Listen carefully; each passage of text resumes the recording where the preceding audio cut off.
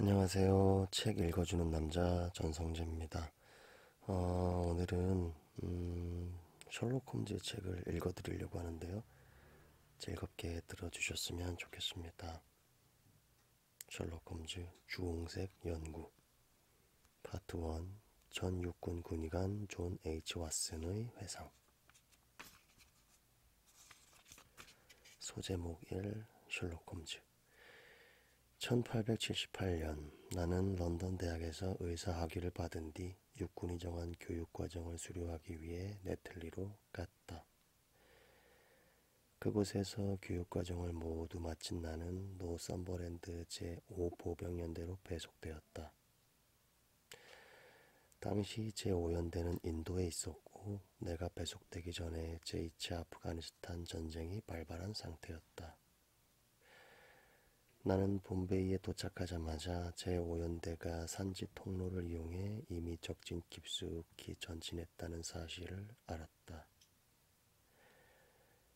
나와 같은 처치의 다른 장교들과 함께 부대의 뒤를 쫓았고 칸다하르에 도착한 뒤에야 소속 연대를 찾을 수 있었다.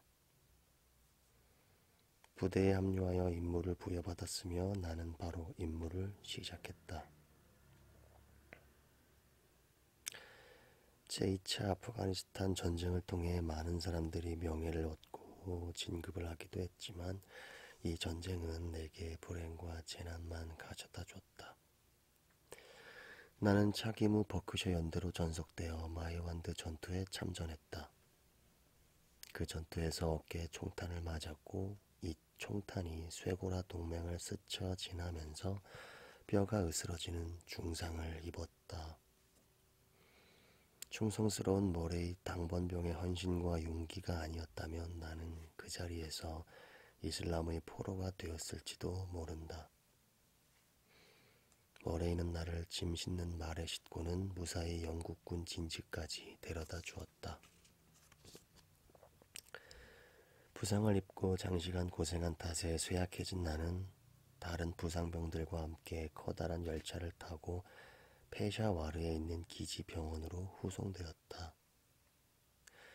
그곳에서 건강이 조금 회복되어 병동을 돌아다니거나 베란다에서 햇빛을 쬐 수 있게 되었으나 인도의 저주스러운 병인 장티푸스에 덜컥 걸렸다. 병을 치료하는 그 몇 달 동안 죽음과 삶의 경계에 걸쳐 있었다. 간신히 정신을 차리고 회복기에 들어섰을 때 내가 너무 쇠약하고 수척해진 것을 본 의무위원회에서는 나를 하루빨리 본국으로 돌려보내기로 결정했다. 그래서 나는 수송선 오론테스호를 타고 영국으로 향했고 한 달의 항해 끝에 포츠머스 항에 도착했다. 건강은 회복될 수 없을 정도로 망가진 상태였지만 정부의 배려로 9개월 동안 요양에만 전념할 수 있었다. 나는 영국에 일가 친척이 전혀 없었기 때문에 공기처럼 자유롭게 지낼 수 있었다. 아니, 하루 11실링 6펜스가 허락하는 범위 내에서만 자유로웠다. 그렇다 보니 국내의 모든 한량과 건달들이 모여드는 런던으로 발길이 향한 것은 자연스러운 일이었다. 나는 런던 스트랜드 가에 있는 어느 개인 호텔에 머물면서 한동안 무의미한 생활을 이어갔다. 주머니 사정이 허락하는 한 그곳에서 마음껏 돈을 써댔고 이내 재정이 파탄 지경에 빠지자 런던을 떠나 한적한 시골에 자리를 잡든지 생활 방식을 대대적으로 바꿔야 한다는 사실을 깨달았다. 고민 끝에 후자의 방식을 선택한 나는 호텔을 나와 소박하고 값이 싼 집을 구하기로 했다. 그리고 바로 그날 크리테리온 바에 서 있는데 누군가 내 어깨를 툭 치기에 돌아보니 세인트 바솔로뮤 병원에서 나의 수술 조수로 일했던 스탠포드가 서 있었다. 아는 사람 하나 없는 대도시에서 우연찮게 아는 사람을 만난다는 것은 나같이 외로운 사람에게는 더없이 반가운 일이었다. 과거의 스탠포드와는 특별히 가깝게 지낸 것은 아니었으나 지금의 나는 그를 아주 반갑게 맞이했고 스탠포드 또한 반가워하는 눈치였다. 나는 너무 기쁜 나머지 스탠포드에게 홀본에서 점심을 같이 하자고 했고 우리는 이른 마차를 탔다. 그동안 무슨 일이 있으셨나요, 박사님? 복잡한 런던 거리를 마차가 달리는 동안 스탠포드가 궁금한 표정으로 물었다. 몸은 막대기처럼 바짝 말랐고 피부는 누렇게 떴습니다. 나는 스탠포드에게 그동안 겪은 일을 간략하게 얘기하려 했지만 목적지인 홀본에 도착할 때까지 내 얘기는 끝이 나지 않았다. 저런 고생이 많으셨군요. 스탠포드는 내 불운을 듣고 안쓰러운 표정으로 위로하고는 다시 물었다. 그러면 이제 어떻게 하시려고 하십니까? 하숙을 구할까 하네. 적당한 가격으로 편안한 방을 가진 하숙을 구할 수 있을지 지금 알아보려고 하는 중일세. 그러자 스탠포드가 신기하다는 듯 놀란 눈으로 말했다. 그거 참 희한한 일이네요. 안 그래도 오늘 다른 누군가가 박사님과 똑같은 얘기를 했거든요. 그래? 첫 번째는 누군가? 내가 묻자 스탠포드는 흐릿한 미소를 지었다. 병원 화학 실험실에 있는 친구인데 오늘 아침에 그 친구가 말하기를 정말 근사한 하숙집을 구했는데 혼자 쓰기에는 너무 비싸고 그렇다고 함께 생활할 사람도 없어서 고민이라고 하더군요. 정말 잘 됐군. 나는 기쁜 마음에 무릎을 탁 치며 외쳤다. 그가 정말 하숙집을 같이 쓰고 비용을 분담할 사람을 찾는다면 바로 내가 적임자일세. 나도 혼자 지내기보다는 누군가와 함께 지내길 원했거든. 기뻐하는 나와 달리 스탠포드는 이상 야릇한 눈빛으로 나를 바라보며 신중한 어투로 말했다. 그건 박사님이 셜록 홈즈를 잘 몰라서 하시는 말씀입니다. 아마 같이 살게 된다면 분명 그가 별로 마음에 안 드실 거예요. 그게 무슨 소린가? 그가 나쁜 사람이라는 말인가? 아니요. 그가 나쁘다는 게 아닙니다. 다만 생각하는 게 다소 괴상한 데다 과학에 과도하게 빠져있는 광신도 같을 뿐이죠. 이 사람 자체는 참 점잖은 사람입니다. 의대생인가? 내가 다시 물었다. 아니요. 그가 무엇을 하고 싶은지는 잘 모르겠어요. 제가 알기로 셜록 홈즈는 해부학에 조예가 있고 화학자로서도 인류입니다. 하지만 제가 아는 한 그는 제대로 의학 공부를 한 적은 없어요. 그의 연구 분야와 공부하는 분야가 여러 가지로 산만하기는 하지만 놀라운 지식들을 가지고 있어서 교수들도 깜짝 놀랄 정도거든요. 하고 싶은 일이 무엇인지 묻지는 않았었나? 스탠포드는 고개를 가로저었다. 그 친구와 대화를 나누는 것은 쉬운 일이 아닙니다. 하지만 어떤 일이 있을 때는 굉장히 수다스러워지기도 하죠. 그를 한번 만나보고 싶군. 스탠포드 얘기에 나는 그에 대한 호기심이 일었다. 누군가와 함께 생활한다면 이왕이면 학구적이고 조용한 사람이 좋네. 난 아직 시끄럽거나 자극을 견딜 만큼 건강을 회복하지 못했거든. 또 소음과 자극은 이미 아프가니스탄에서 실컷 경험해봤으니 여기서도 그런다면 정말 버티지 못할 걸세. 홈즈라는 친구는 어디를 가야 만날 수 있나? 아마 실험실에 있을 겁니다. 스탠포드의 말이 이어졌다. 그 친구는 한동안 모습을 드러내지 않다가도 마음이 내키면 하루 종일 그곳에서 연구에 몰두하기도 하죠. 이 박사님만 괜찮으시다면 식사 후에 같이 가보도록 하죠. 그러도록 하지. 나는 흔쾌히 스탠포드의 제안에 동의했고 이내 우리의 대화는 다른 주제로 흘러갔다. 식사를 마친 후 홀본을 나와 병원으로 향하는 동안 스탠포드는 같이 하숙을 할 그 사람에 대해 몇 가지를 더 이야기했다. 함께 지내시다 그 친구와 사이가 나빠지셔도 저를 비난하지는 말아주십시오. 제가 그에 대해 아는 것이라고는 실험실에서 가끔 만나며 보고 들은 것이 전부니까요. 그를 만나자고 한 것은 박사님이니까 저에게 책임을 묻지 마세요. 같이 지내기 힘들어지면 따로 살면 되니 걱정하지 말게. 나는 스탠포드를 안심시킨 뒤 덧붙였다. 그런데 자네가 이 일에서 슬며시 빠지려고 하는 것은 특별한 이유가 있다고 생각되는데 그 친구의 성격이 사나운가? 솔직히 얘기해주면 좋겠네. 하이, 말로 표현하기 힘든 것을 이야기하기는 쉽지 않군요. 스탠포드는 웃으며 답했다. 제가 볼 때 셜록 홈즈는 과학에 대한 열의가 너무 높습니다. 그럴 때면 마치 냉혈안을 보는 것 같으니까요. 예를 들자면 그는 최근에 발견된 알칼로이드를 서슴지 않고 친구에게라도 투여해 실험을 할 사람입니다. 무슨 악의가 있어서가 아니라 약효를 정확히 알기 위한 순수한 탐구 정신의 일환으로서 말입니다. 물론 그는 필요하다면 자기 자신에게도 투여할 사람이긴 합니다. 그는 마치 명확하고 정확한 지식에 매우 목마른 사람처럼 보입니다. 그건 괜찮은 것 같은데? 맞습니다. 하지만 다소 과할 때가 있습니다. 해부실에서 실험체를 막대기로 마구 때리는 일도 있었으니까요. 실험체를 막대기로 때리다니. 네, 시신의 멍이 얼마나 많이 드는지 알아보기 위해서라고 하더군요.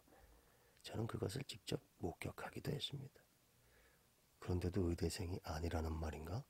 아닙니다. 셜록 홈즈의 목표가 무엇인지는 신도 모를 겁니다. 자, 다 왔습니다. 그 친구에 대해서는 100마디 말보다 직접 보시고 판단하시는 게 나을 것 같군요.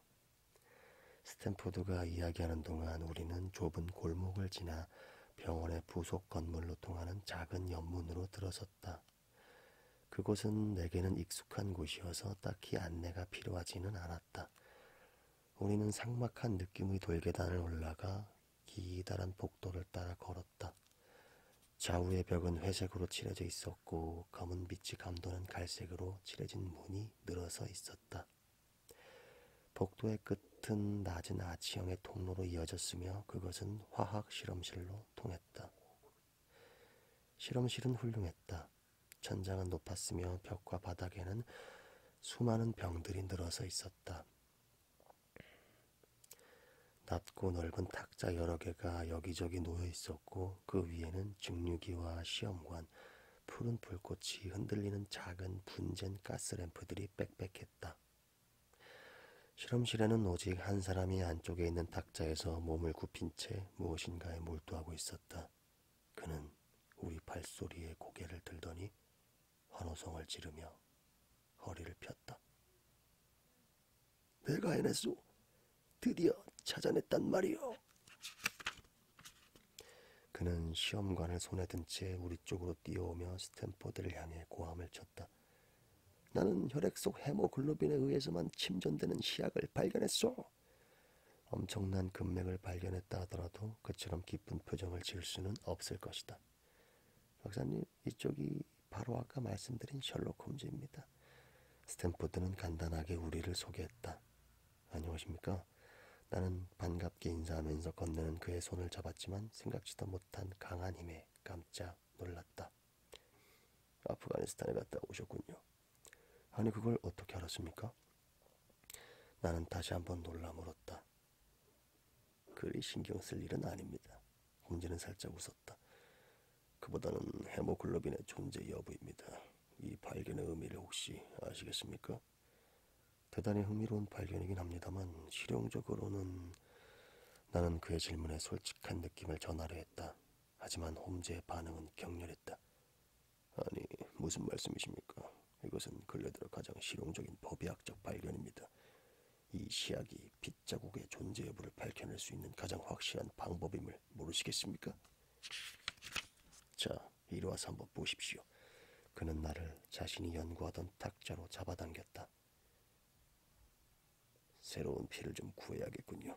그러더니 긴 핀셋을 들어 자신의 손가락을 찌른 다음 피 한 방울을 피펫에 올렸다. 이 소량의 혈액을 1리터의 물에 혼합하겠습니다. 보시면 아시겠지만 이 혼합물은 순수한 물로 보입니다. 물과 혈액의 비율은 아마도 100만 분의 1도 안 될 것입니다. 하지만 반드시 특별한 반응이 나타날 것입니다. 홈즈는 그러면서 용기에 하얀 결정 몇 개를 넣고 투명한 액체 몇 방울을 떨어뜨렸다.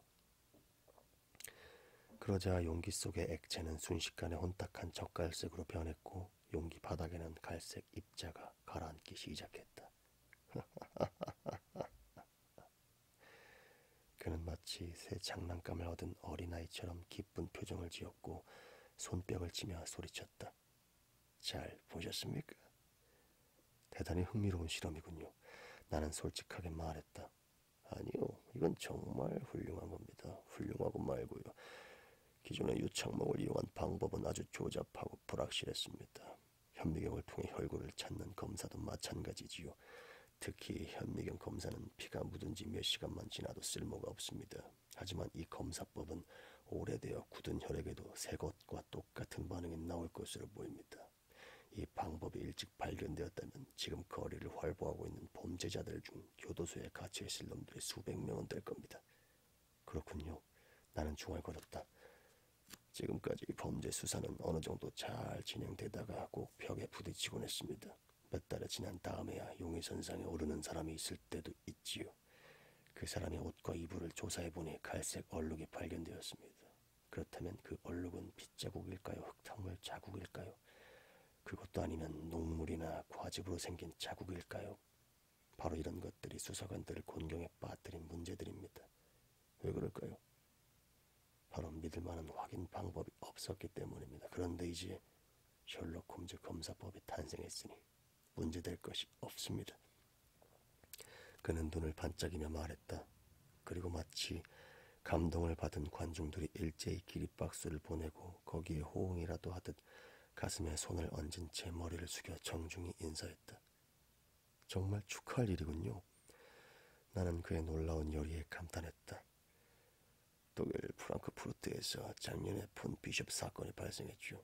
그때 만약 이 검사법이 있었더라면 그는 분명히 교수대에 올라갔을 겁니다. 그리고 브래드포드의 메이슨과 흉악하기 이를 데 없는 뮬러, 퐁펠리의 르페브르, 뉴올리언스의 샘슨도 마찬가지입니다. 나는 이 검사법으로 해결할 수 있는 사건 20여 개를 기억하고 있지요. 당신은 마치 걸어다니는 범죄 사전 같군요. 스탠포드가 미소 지으며 말했다. 그것에 대해서 신문을 만드는 건 어때요? 신문 이름은 과거의 경찰 뉴스라고 하면 좋겠군요. 그건 대단히 흥미로운 신문이 되겠군. 셜록 홈즈는 핀으로 찌른 손가락에 작은 반창고를 붙이며 말했다. 조심해야 해요. 그는 나를 향해 돌아섰고 웃으며 말을 이었다. 나는 독약을 많이 만지니까요. 그의 손에는 작은 반창고 여러 개가 여기저기 붙어 있었으며 강한 산으로 인해 변색된 피부가 여러 군데 보였다. 사실 우리는 얘기를 나누었으면 해서 왔어요. 스탠포드는 다리가 3개뿐인 높은 의자에 앉으며 발끝으로 또 다른 의자를 내 쪽으로 밀어주었다. 왓슨 박사님께서는 하숙을 구하고 계십니다. 마침 홈즈 씨도 같이 하숙할 사람을 구하고 계셨잖아요. 그래서 두 분이 함께 논의하시면 좋을 것 같아서 모시고 왔습니다. 홈즈는 나와 함께 하숙집을 쓴다는 사실이 반가운 듯한 눈치였다. 베이커가 2층 독채를 봐놨습니다. 우리가 살기에는 꼭 맞는 집이죠. 당신이 독한 담배 연기를 싫어하지 않았으면 좋겠습니다만 나는 대답했다. 저는 항상 쉽스를 피우니 그다지 걱정 안 하셔도 될 것 같군요.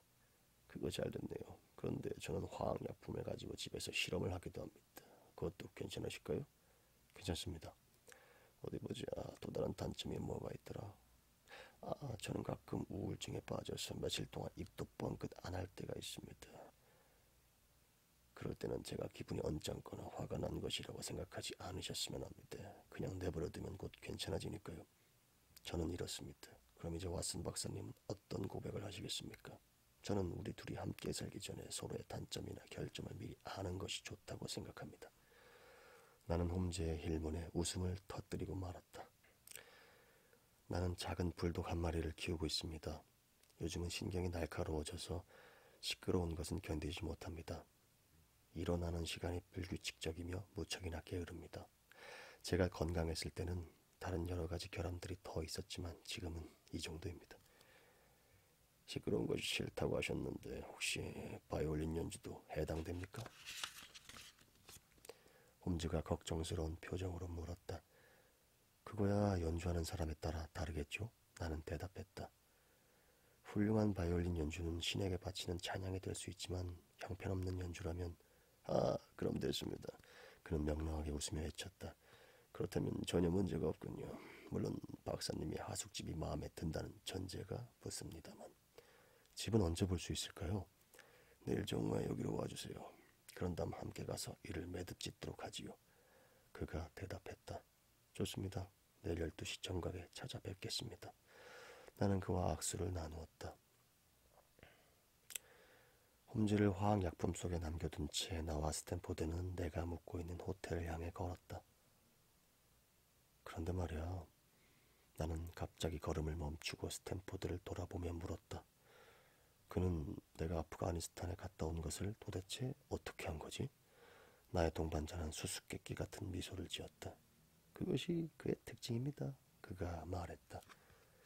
많은 사람들이 홈즈가 그런 것을 어떻게 알았는지 알고 싶어 하죠.